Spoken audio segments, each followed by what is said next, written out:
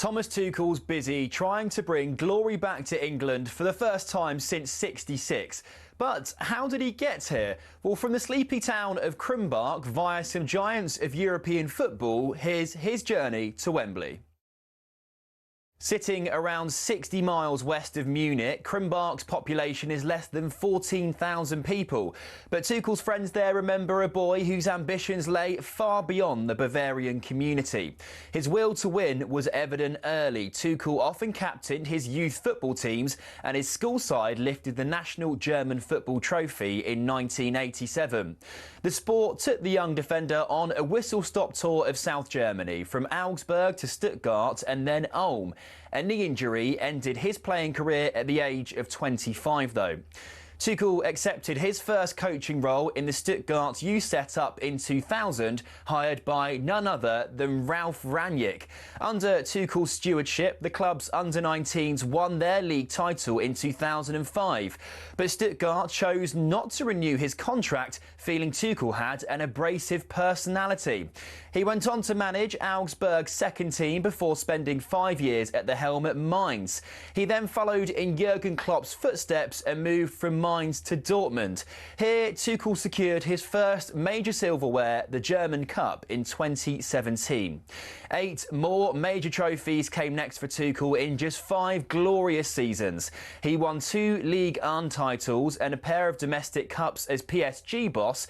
At Chelsea, he famously lifted the Champions League, as well as a Super Cup and a Club World Cup, and he also bagged a Bundesliga at Bayern Munich. And then, 4 months after leaving Bayern, Tuchel was unveiled as England's new manager. I always wanted to come back to England. That was my big goal. I have the best memories of the country, of the league and of the players, the attitude towards the game, the attitudes from the supporters. Well, here's hoping Tuchel can finally drag England over the line at a major tournament.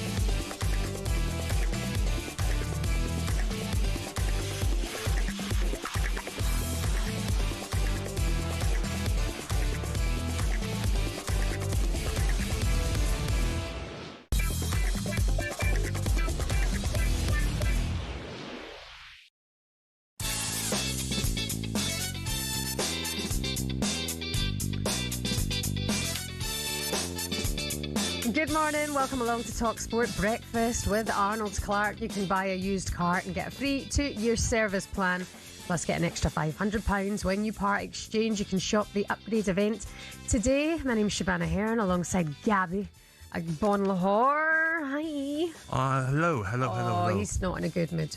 Why not? Well, because you're sitting fiddling with your wires. Honestly, who invented wires? You hate Ollie for taking a day off because it's his birthday. Yeah, but who takes days off on their birthday? Is he?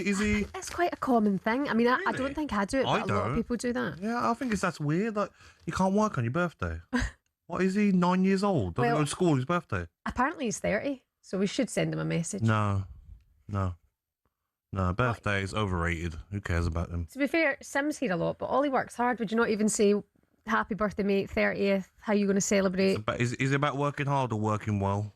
Oh, work smarter, not harder. Exactly. He doesn't work well, Ollie. Yeah. Right. Well, happy birthday, Ollie. No. We'll do your PDR on air a little bit later on. How are you? You okay? I'm very well, very well. Enjoyed the football last night. Different sort of games to the first leg, but still entertaining. And seeing PSG play in a total different way. I mean, Vincent Kompany did say that yesterday, didn't he? He said it's going to be a different game. You can't expect that all the time. Still a great game though, Gabby. I mean, thank you PSG and Bayern for providing two great legs. Yeah, and I think it was the same game that Vincent Kompany wanted, but it wasn't the same game that PSG wanted. I mean, the early goal after 2 minutes kills him. Yeah. Upamecano was poor all game for the first goal. He was jogging back, not sprinting. And after they scored that first goal, PSG, their tactics changed. Probably shocked Kompany a bit. They sat back. They defended well. They were compact. Everyone on that football pitch for PSG were working hard, tracking back, and then trying to find little openings on the counter-attack. But Bayern lost heart. I was watching Bayern most of the game. There wasn't one moment in that game where I thought Bayern really thought they were going to get back. They lost heart. Elise was poor. The whole back four for Bayern Munich were poor. Midfielders as well. And PSG just put on a master display of defending as well. And that shows they can do everything. Yeah. If they want to, they can play on the front foot and play really open football. Or if they score, they can sit back. So I'm sure Arteta would have learnt a lot from that PSG performance last night. Also last night, by the way, in random fashion, a bit different to the usual, Manchester City women were crowned the WSL champions. Well done to them. Yes, they've been fantastic. Brilliant all season. I love that Rennie Yeglitz since he came to the club. Andre Yeglitz, since going to Manchester City.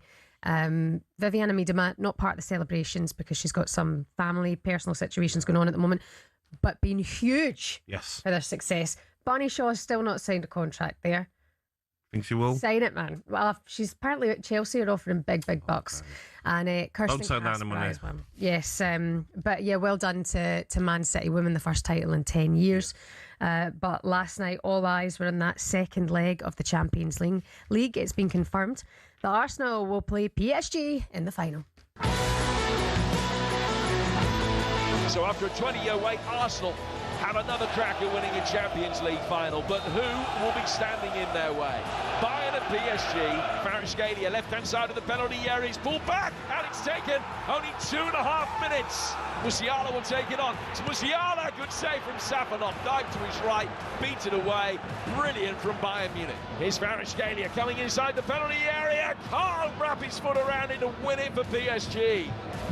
What a chance. Now a little bit of space for Davis near the edge of the penalty area. Davis in towards Kane. Kane with a shot and scores. And they've got a minute and 15 seconds to get one more. And it's Paris Saint-Germain who are through. The first side in 8 years to make it through to the final as defending champions. And it is Arsenal who stand in their way. It's finished. Bayern Munich 1, Paris Saint-Germain 1. PSG win it 6-5 on aggregate. The Champions League final between PSG and Arsenal will take place on Saturday, the 30th of May. It'll be live for you here, as ever, on talkSPORT. PSG manager Luis Enrique spoke to TNT Sports after the game about the achievement of reaching back-to-back Champions League finals. I think I'm a very guy lucky because I achieved a lot of things in football that I never thought in that. But we are one step away from the final, and when we play here, it's a good remember because we won last year the Champions League final here, and I think tomorrow we need to show everybody that we are ready, to show everybody that we respect Bayern Munich, but we want to go to the next step, and that's our goal. Gabby, just stating the obvious here. Yes. What a side. I mean, they're absolutely magnificent to watch. Do you know what's incredible about them? And teams have to copy PSG. Is everybody works hard. I know we repeated what we said last year, but they got rid of the Mbappes, the Messis, the Neymars. You didn't want to run. You just wanted to attack, not defend. Kvaratskhelia doesn't stop.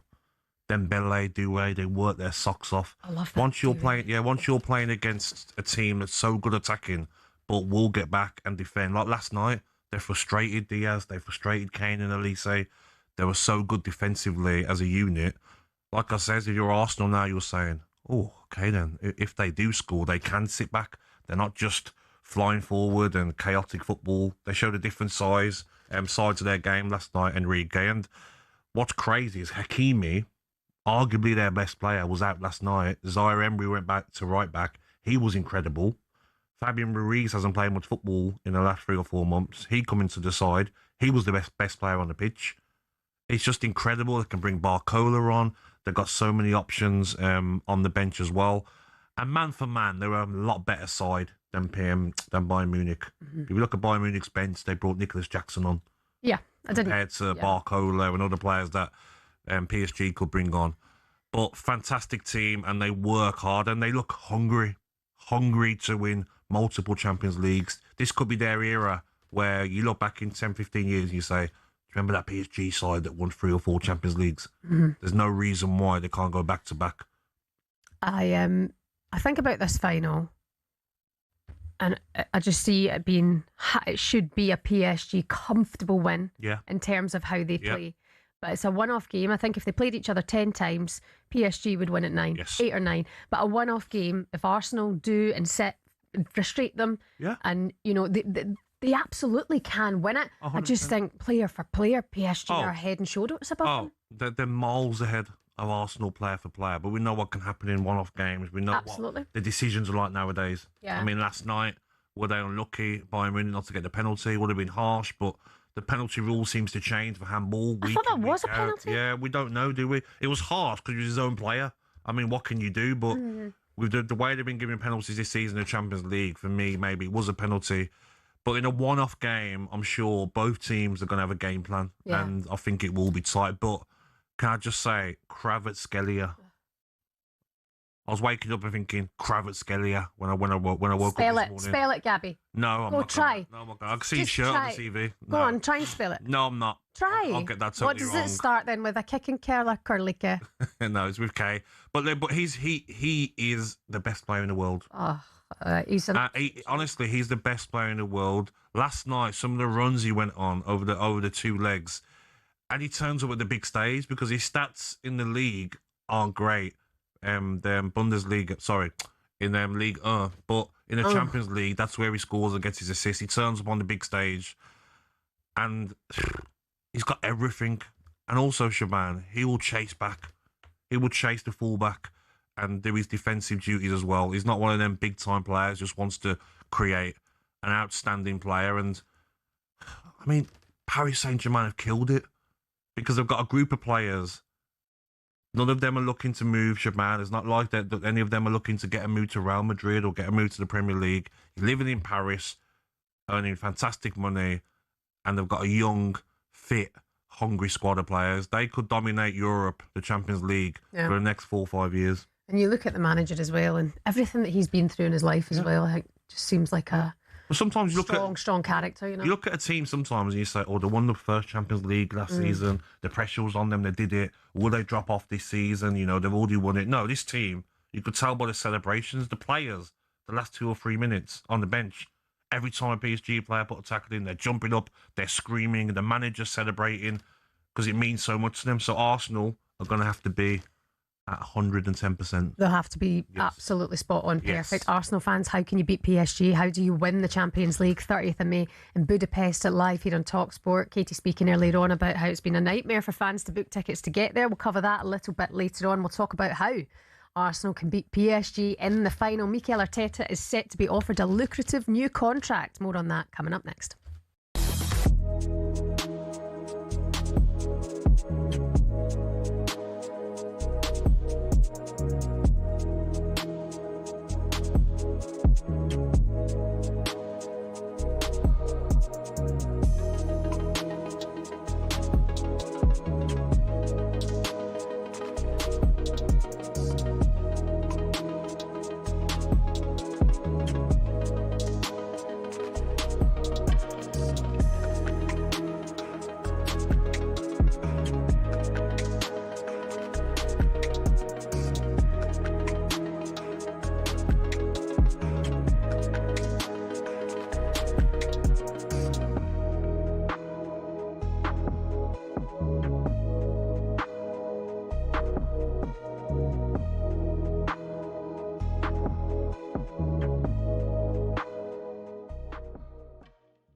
Real Madrid striker Kylian Mbappe, who has faced criticism from his own fans after taking a trip to Italy on a mega yacht with his partner. He's recovering from a hamstring injury he suffered on April the 24th and was given some days off last week. He arrived back in Madrid on Sunday, shortly before kickoff, when Madrid played away against Espanyol. Many fans thought Mbappe should not have taken a break and should have stuck with the team, going through a difficult time at this particular time. Alvaro Arbeloa said, well, in their free time, each player does what they see fit, and I don't get involved with that. Mbappe's representative said part of the criticism was based on an over-interpretation of elements related to a recovery period, strictly supervised by the club, without reflecting the reality of Kylian's commitment and the work that he puts in every day for the team. So that was Mbappe and Real Madrid. But then there's Liverpool. What was going on with them? Danny's old club. Liverpool captain Virgil van Dijk had to defend some of his teammates who were criticised for being abroad last week on a day off as they headed into the Manchester United game, a game they ultimately lost by 3-2. It was put to Van Dijk that some of his teammates had gone on holiday last week. He says, I'm not sure it was a holiday, it was a city trip. But I think if you're one day off and you don't have many days off, then you decide what you want to do with your family. We're not kids. Everyone's an adult. I wish we had a couple more days off at times because I think it works both ways.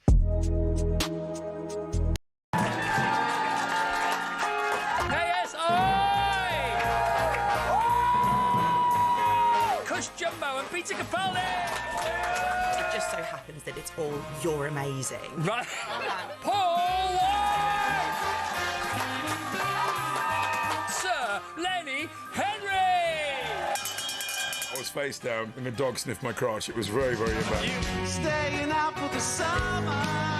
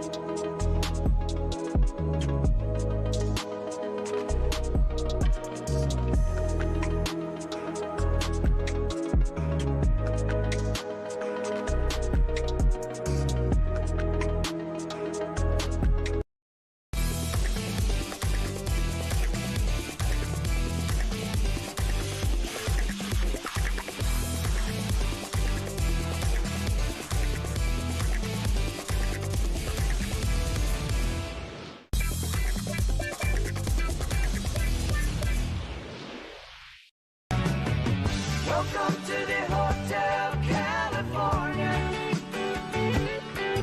Such a lovely place, such a lovely place, such a lovely place. You know one of those tunes that like everyone likes?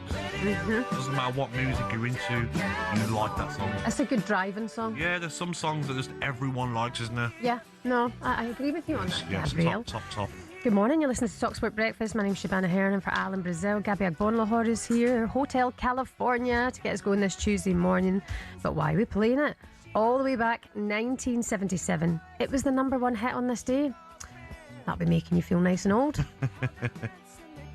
Oh, I mean, that's ages ago. Still a pure timeless classic as well. 1977. It'll never get old. Best hotel that you've ever stayed at. In fact, no, don't, because people will be like, oh, you okay? No, I'm going to say. How dare you have a nice life? I'm going to say the Cosmopolitan in Las Vegas. In Vegas? Yes. I went through it, I walked through it, and then went to the cheaper one, about 10 down. I remember staying there, right, and we were that drunk during the day after a pool party. I got a picture. You in the I villa? don't remember it. I'm in a dressing gown, playing blackjack on the tables. Anything goes, isn't it, in Vegas? I know. And you don't know what time it is. Let your everything's hair under- down. All that oxygen in the hotel. Why not, Gabs? Why not? Enjoy yourself. Worst hotel you've ever stayed at? Did talkSPORT put you up now? Yes. I can't say it because Mr. Brazil and Dino hammered it. Oh, I remember this, and they got in trouble. I haven't got any lawyers to help me in court, so I'm not saying a word. So I'm just reminded us of the bed on the floor in Germany, and also the single the single beds in Germany. They were brilliant, and the little half blankets. I remember going to this hotel in Frankfurt, right, and I phoned Ollie. I was like, Ollie, on the floor. You're such a queen. I tried to get up during the night. Honestly, I nearly pulled my medial ligaments in my knee to get up off this bed on the floor. I was like, why is the bed on the floor? Very common in Germany, Gabby. So it was the Euros. It was a very busy time. Okay, 03717223344 is the number. Arsenal fans, how do you beat PSG in the final? Good morning to Dan. Dan, how are you today? Morning, Dan. I'm very well, thank you. Morning, guys. How are we doing? Yeah, great. How are you, Dan?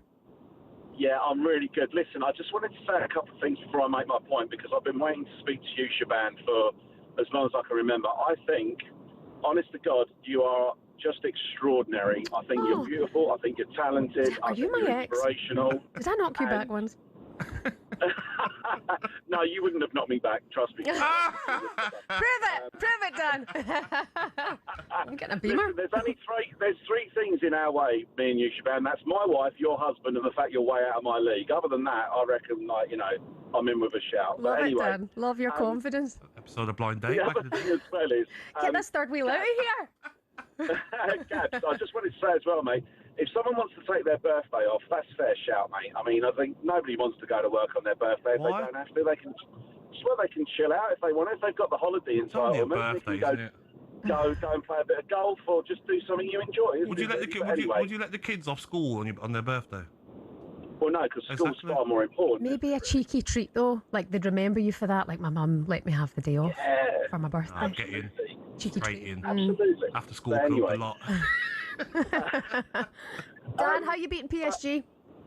Well, I'll tell you how we're going to beat PSG, and your researchers can look into this, but unless I'm very much mistaken, we haven't conceded an open play goal with Gabriel and Saliba at the back in the Champions League, an open play goal since 2024 in the Champions League.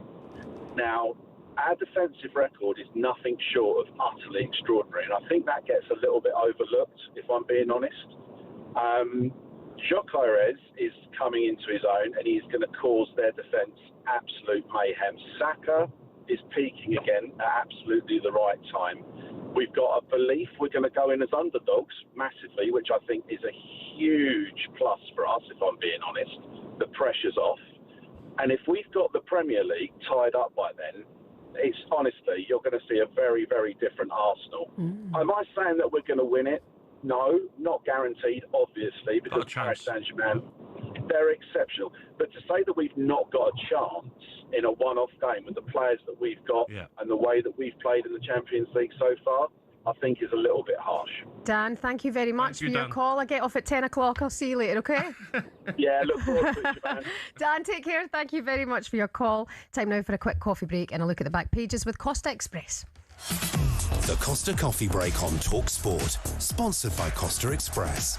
Quality coffee, quality day. Nice to get chatted up. It doesn't happen anymore, does it? Poor Jamie. Well, he'll be fine. He'll be fine. I also love that we've come matching Yeah, today. you guys are like his and hers. It's a brown day, isn't it? It's a brown day, isn't it? Dressed up as chocolate bars. Exactly, yeah. Brown day. It's just a brown It's day. exactly the same brown top. No, it's a brown day. These look great. Somebody go to H&M and get me a new top. Well, then we can all be in Feel left out. Zara, get yourself there. Katie, it's all about Arteta, is it? It is, yeah. Arsenal plan contract talks with Mikel Arteta. This is the story on the back page of the Times. Arsenal are set to hold talks with Mikel Arteta over the manager signing a new contract this summer. So he's got 1 year left on his present deal. Preliminary talks have already taken place between Arteta and the club, whose 3-year deal is more than worth 10 million a year.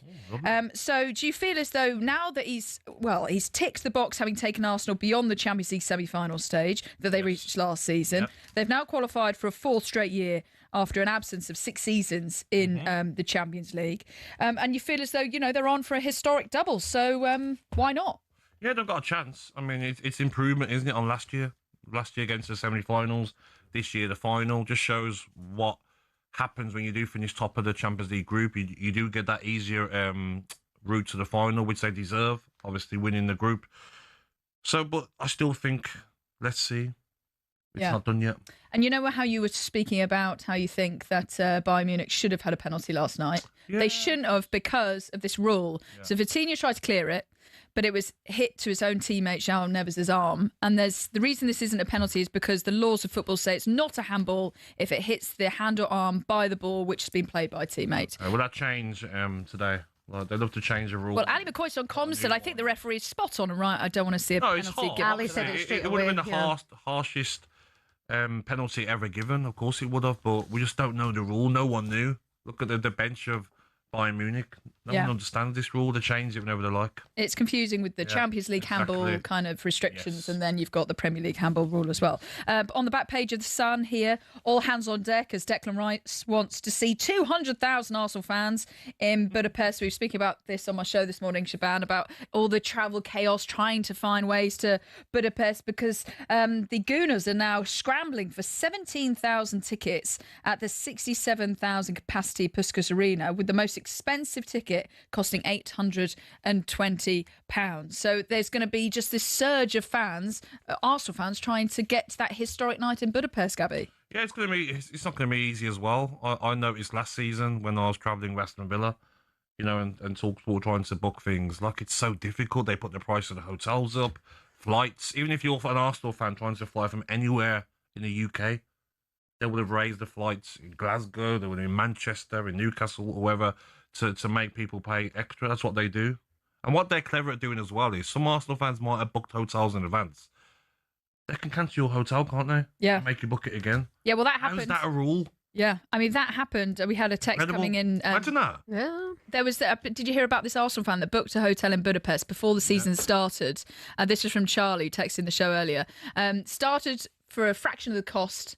This hotel booking, boasting, then put the booking reference online, only for a Spurs fan to cancel it. Oh, with an email. Yes. Sorry to cancel. Hope I'll pay as well a fee for cancelling. Yeah, I reckon there'll be more than 200,000 Arsenal fans there. I reckon they will swarm the place. Yes. And then the locals as well. A lot of them will probably go, right, I'll let out my place, or put it on Airbnb and get out there and try and make a few quid at the same time as well. You're going? Yes, I am. Yes, I'm going. So I'll be part of the masses descending onto Budapest. Well, it's a long way home. You know what? There were so few flights getting back. I was like, how on earth am I going to get back? I'm on Wizz Air.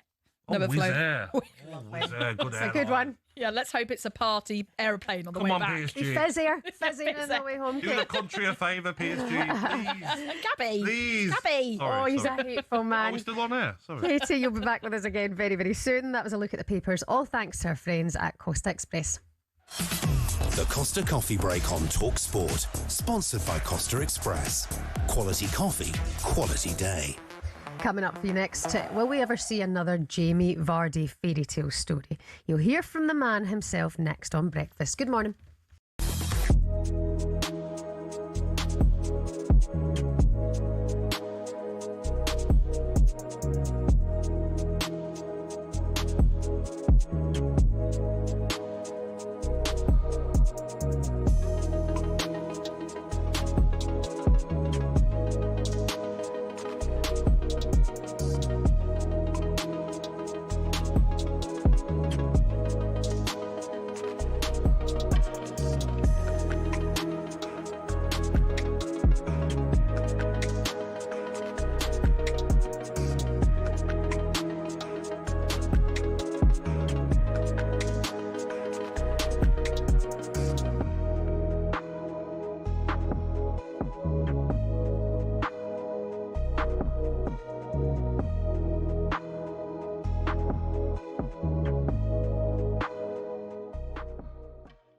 It's not my fault that you're fighting relegation.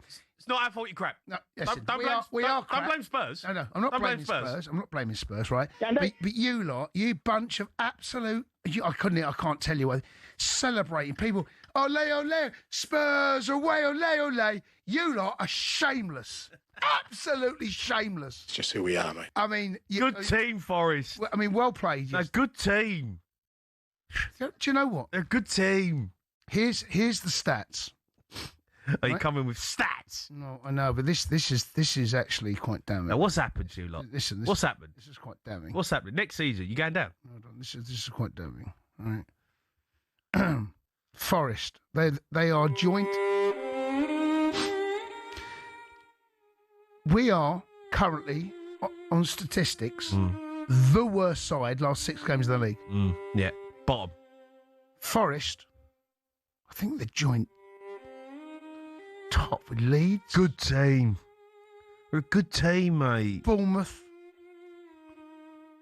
City, you can write them off as well. That was poor. I don't even put them in. Big Callum McFarlane doing bits. He's doing bits, mate. You should sort of keep him on. He's doing all right, you know. Doing all right.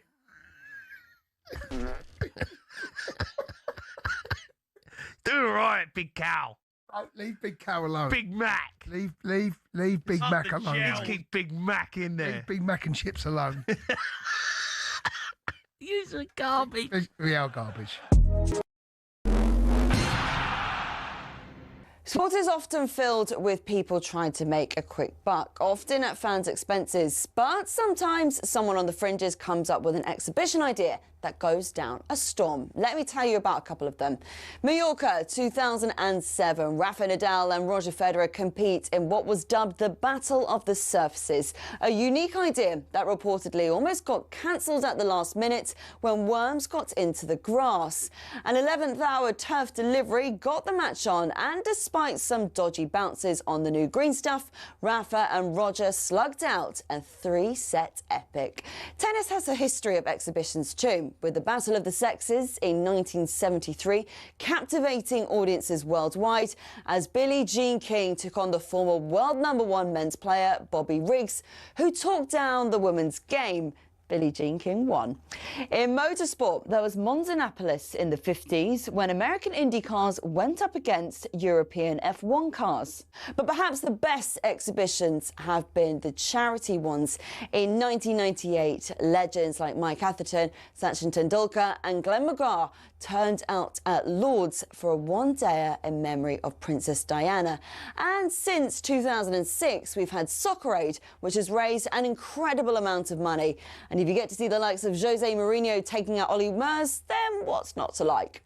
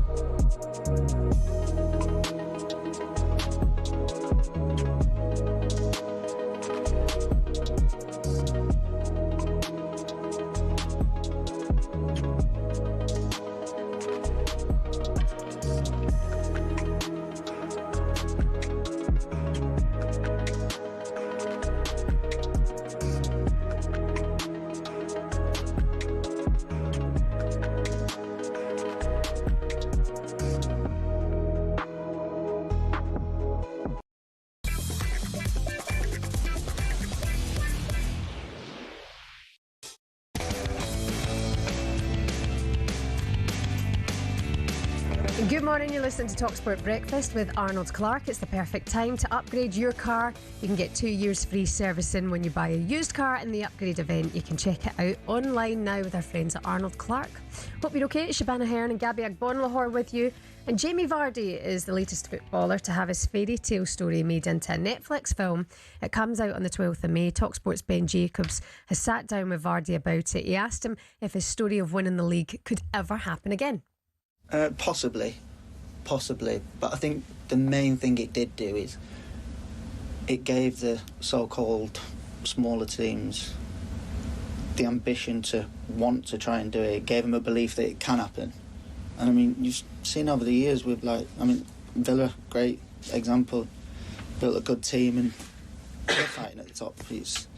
So it's showing that it can be done still. I think what you saw with Leicester is it was the group of lads that were the right fit together. So I think if you get the right group, right players for the positions the way you want it to play and the right mentality, I think anything can still happen. Do you agree with that, Gabby? Jamie Vardy, can it happen again? Oh, I don't think so. Never say never, but what that football club did, I don't think so. It's very difficult. The Vardy one, like him specifically, yeah. I just don't think football in the top flight offers characters like that anymore. I think the game has changed a little bit, yeah. I mean, he was a one-off, wasn't he, what he done, you know, to get to Leicester so late in his career and achieve what he did. Fantastic player, and he's still going. I was saying to a Leicester fan the other day, do you think that he could go back to Leicester? As in, getting Leicester promoted from League One back to the Championship. Another part of being a hero to that football club. Fantastic player. Yeah, unbelievable. We watched that movie? No. Why not? Can't say why, but not for me. Who'd play you in a movie? I don't know, actually. Good shout. Vin Diesel? Don't make me laugh. Who play you? I don't know. Margaret Robbie? Is that her name? Oh, Margaret? Yeah, Margaret Robbie. I'll take her. Is that a name? Margot. Margot, whatever it is. Well, if you're going to suggest it, I'll take it. What about Michael B. Jordan? Could be you. Yeah, could do, yeah. Poor guy. It'd be a quick film. Would be... Yeah, Dwayne The Rock Johnson could be you. Dwayne The Rock, yeah. Yeah, Why not? take The Rock. You've got... Why not? Even the guy said this morning, Gabby, you're looking I hinge. did a few weights. Got to look after myself, haven't I? Everyone's upset with me. Got big arms. You know what I mean? I got to protect myself at all costs. Yourself, yeah, this is true. Right, time now for this. When your tires are flat, Aston Villa. Let's get in there. anywhere you go now, baby. I see your sun is shining, but I will make a fuss. Can't hear it. The voice in the background is our posh correspondent, Rupert. Hi-ho, Aston Villa! Jeez, Rupert! Right, Morning. hold on. Start again, and then Rupert, can you hear it now? Right, okay, you need to sing it, okay? Hi-ho, Aston Villa. Play up, play again. We'll Come on, take it. boys. That does the job, Rupert. Good morning, how are you? Okay, Rupert. Absolutely terrified for tonight. If to be brutally frank, we were... the words cannot describe our ineptitude last Sunday, and we were pretty dreadful against Fulham. So I hope somehow in the last 3 days a size 10 firecracker is up the player's backside to give a game and we can get through to the final in Istanbul. A lot of unhappy Villa fans there will be, because a lot have made plans to go to Turkey. So anyway, fingers crossed for tonight. How do you think it'll be, Rupert? Because I'm quite nervous for tonight, mate. I'm not confident one bit with the way we're playing. I feel like Noah Nana available as well in that midfield. We're going to be a bit light. Do you think it gets a bit toxic if we go out tonight, mate, at the ground?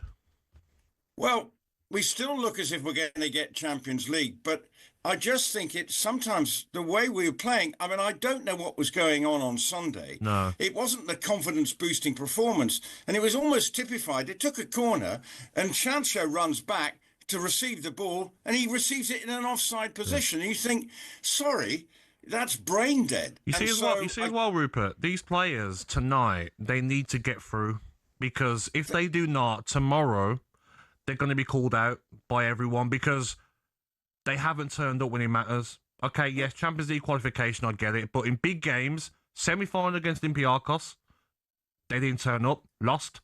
Semi-final against Crystal Palace at Wembley, comfortably lost. When it mattered against Manchester United last season, just to get a draw, they lost. If they do that again against the relegation fighting Nottingham Forest, maybe it's just have to say the manager can't get these players to win anything. Well, it's a serious debate. Yeah. But it's semi-finalitis. You know, Palace are our bogey team and did all and played very well against us. Olympiacos is disappointing, but this is almost a last chance saloon for this group of players, because some of them are getting quite old now. And yes, they're overachieving in the league. I think we can definitely say that. And it's fantastic that we're sitting in fifth. So I can't knock that. Yeah. But my goodness me, Nottingham Forest are playing some lights out football at the moment. And, you know, okay, maybe, I don't know what face mask Morgan Gibbs-White might have on tonight, but if he does play, that will be a remarkable recovery. Yes. But, you know, got Anderson playing well. They've got the bit between their teeth because they're not getting relegated now. No. So they're in a free wheel now. So we have the pressure is all on us. I fingers crossed that it becomes a fantastic night. You know, in Europe, we have had the match against Bayern Munich was just one of the great nights that I will never, ever forget when we beat them. PSG at home.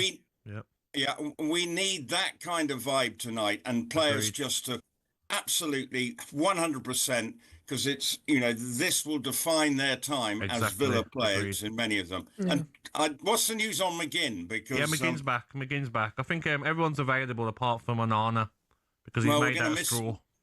we'll miss him. But, fingers crossed that Sunday was an aberration and we just can't be that bad again, because we need to turn up. Agreed, mate. And hit the ground running. So I'm absolutely bricking myself. I think it's- So am I, mate. Can I say that?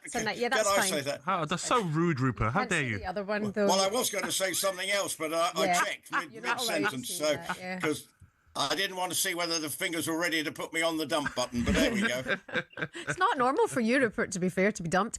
Listen, well, we've got you, Rupert, as well. Can we ask you about John Ram and this £2 million payoff? What can you tell us about it? Well, yes, obviously this was regard to Live Golf, that he's been holding out saying, I don't want to pay the fines because what they're asking me to do is to play more tournaments than I want, because I think the minimum used to be 4. But for anyone who joined Live, they have to pay a minimum of 6 tournaments on the DP World Tour. Well, finally, he's come to his senses. And that means it's good news from a Ryder Cup perspective, because obviously all the debate about the future of Live means that actually from August, they don't play again until the new year. They suddenly have 4 months off. And with Live so much up in the air into what kind of tour it will be next year, I think he's sort of realised I need to slightly shift my approach and not be so stubborn. So that is good news. But 2.5 million, he won't even know that's left his bank account. Yeah. Let's be brutally honest, he won't. So, he will be able to carry on. He still has made bucket loads of money. He's been winning for fun on the Live Tour this year. They've got a tournament in Virginia this week, so he has a chance to sort of get some form in ahead of next week's USPGA. So it makes common sense. But there are worrying signs for Liv. Bryson DeChambeau saying if Liv folds, I'll just concentrate on being a YouTuber and play the tournaments that people want me. But don't also forget the PGA Tour of America, the US Tour, is not... beauty is only skin deep to a certain extent. Yes, there's big prize money, but the PGA Tour are having to lay off lots of employees, so they put all their eggs in prize money baskets, but it's not absolutely a bed of roses with regard to the US PGA Tour. So World Golf has maybe gone, PIF has created, or the Live Tour, huge prize monies, but is it economically sustainable on all tour levels with the level of prize money that they're offering, and with sponsorship hard to come by? So golf has still a wobbly future in terms of these ridiculous prize money levels. Maybe some common sense will eventually prevail, and a more reasoned approach will come from golf and somehow sort the mess out. Yeah, I mean, in terms of Bryson DeChambeau, I mean, his YouTube channel is massive anyway. It doesn't take him any time at all. It's reported that he's earning about $1 million from that. And then he's just going to get more subscribers anyway if you can't see him on tour. And his channel's actually pretty good. It's entertaining, Rupert. Yeah. You should go and subscribe. No, Shabahn, Like and I know you think I'm a subscribe. dinosaur. I know you think I'm a dinosaur, I don't. but I've never said that, I'm mate. not. Yeah, but I can assure you, I do check out Bryson DeChambeau's YouTube channel. How's your son, Rupert? How's your son? Well, the Villa one's anxious, but are we talking about the other one? the one that Shebahn was talking Ollie, to my Cheltenham? Ollie. Yeah, well, your future, you're my future daughter-in-law. Last time That's I why spoke I to would you, never Shebahn. call you a dinosaur, Daddy. Okay. By the way. Anyway, this sounds very weird. I know. Anyway, I called it at 7 in the morning. Oops. Anyway, there we go. Anyway, on that note, anyway, Gabby, you going tonight? Back to I can't face it, mate. I can't. Oh, I come on, can't. Gabs, No, wise up. I'm not going, mate. I'm going to watch it here. Are you a good watcher? Not 'Cause really, I'm mate. if I'm not at the ground, I'm a terrible watcher. And if we lose, I think, right, I can't carry on watching, because hopefully that'll be a change You know of what, fortune. Rupert? But we're going to games and watching. I understand why. When I was playing, fans would always be shouting at you, and because you can't help it. If you get the ball and you don't get past a couple of players, you're getting screamed at because fans they want their money's worth. Rupert, give us a prediction then. Well, we're going to win 4-1. No, I'll take 2-0, please. Yes. All Because right. that's what we need. Well, 2-0, please. enjoy it. Ollie Watkins. Yeah, I will do. Anyway, up the Villa. Up the Villa, Hi-ho, Rupert. Aston Villa. There you go. Love you, Dad. See you. Thank you. Bye-bye, Shebahn. Say it back. Say that you love me. Daddy! This is Rupert. Right, okay. I know, right, you're right. That was weird. Give him a heart attack, Shebahn. It's all before 7 o'clock, it's fine. Live commentary of Aston Villa Forest tonight here on talkSPORT. You can also tune in to Gabby Agbonlahor. We'll be finding out what kind of watcher you are, because you're doing a watch along tonight on the talkSPORT YouTube channel with a Forest fan and presenter Max Scott. So you can put that on and suss out for yourself what kind of watcher of football Gabby Agbonlahor is. You can watch it tonight on the talkSPORT YouTube channel or listen to the game as well. Aston Villa Forest here on talkSPORT. Coming up next, listen up Arsenal fans, because we're mapping out your route to Budapest with travel expert and very, very famous Simon Calder will be with us next.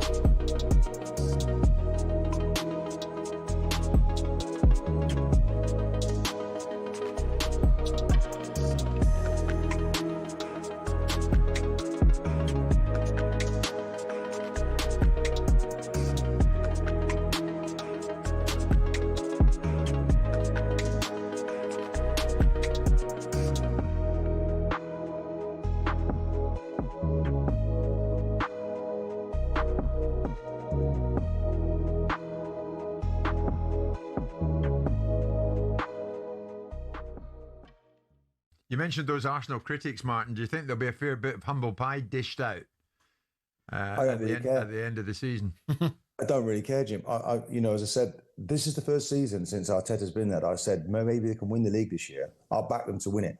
They still haven't done that. And with Pep in the building, there's lots of speculation. Will he be here? Won't he? Is he not even responding to that to create this extra energy and this drive for his team? Bernardo Silva, who's been an amazing servant for the football club, going as well. So it creates that, that finish, that final hurdle. But in here many times, Martin, you've bristled a few times, more than a few times, when people have come at you about, no, let's get this right. Arsenal have got to show that they can do it, etc., etc. You've bristled a few times. I bristle at the bottling claim, and I should think it's insulting. And I heard Simon use perpetuity, the word forever, and it certainly wasn't around in my day. And if they go on and win the league and the Champions League this year, in fact, I'll take one of those trophies, Jim. I don't think that could be said about this group ever again. Martin, brilliant. You think it's got a bit too cosy with Danny and Simon? Wednesday morning? I don't know whether Simon is using the back complaint because he's just not happy that Arsenal are in the Champions League final. I don't know. I can't work it out. Oh, he's woken up. He's woken up. He is here. He is here. You're not using the back complaint at all, are you? Unfortunately, my earphones are...